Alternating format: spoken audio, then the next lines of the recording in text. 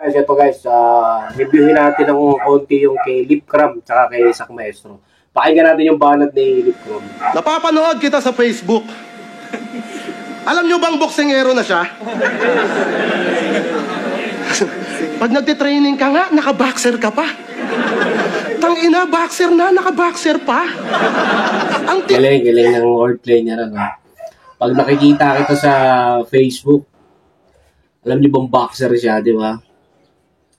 Boxer ka na, naka-boxer short ka pa, di ba? Galing. So, play pa natin. Ikas mo naman! Sobrang na pagka-boxer ng insan ko na yan! Sobra. Pagka-boxer ng insan ko na yan. Kasi nga, di ba, boxer na siya, naka-boxer pa. So, play pa natin.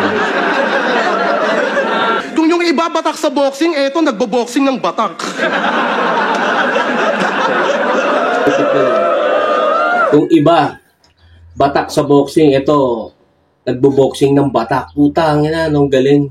Tsaka alam naman natin na, di ba yung history ni Sak Maestro gumagamit siya ng nagbabawal ng gamot. Pero ngayon kasi, boxingero na siya eh. Tsaka, everyday routine niya na yun eh. Hindi na siya, ng bisyo, nagtitake ng bisyo. So, na siya. Talagang gusto niyang maging boksingero na ngayon eh, araw-araw na yan. Jogging, lahat, boxing, di ba? Iba yung niya ngayon eh. Pampapaya talaga eh, no? Play pa na. Kaya pala ganado mag-ensayo, laging active Sak. Sa sobrang aga, nauuna pa daw sa punching bag. Active Sak. Sa sobrang aga, nauuna pa sa punching bag. Tangina. Grabe, no? Pero, di ba, ang punching bag talaga eh, literal naman nandyan na yan sa gym, di ba? Pero kasi, parang sinasabi dito ni Lip Cram na sa sobrang batak niya, o batak sa droga, o batak sa ehersisyo, mas nauuna pa siya. So, parang, ganun siya ka-active, di ba? Hindi pa kinakabit yung punching bag eh. Nandun na si Sak. Ganun siya kalakas, ganun siya kabatak, no? Play pa natin. Okay, nasa unang latag, nagka-something Brad. Nahuli siya na bumabatak, naka-boxing gloves. Okay na sana. Kaso nagka-something Brad. Tangina, nahuling bumabatak, naka-gloves pa, di ba?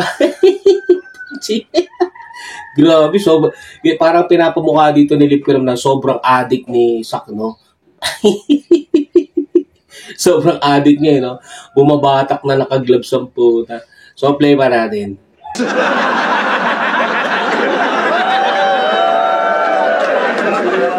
Tawanan ng mga tao. Pero lakas doon, lakas sa kilip doon. Kaya nga nakagano na lang si Sak, no? Oh, pero okay yung banat niya, no? Props doon.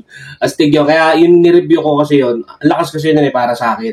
So, yun lang naman talaga eh. Puro clips lang inaano ko dito sa Break It Down, no? Alright.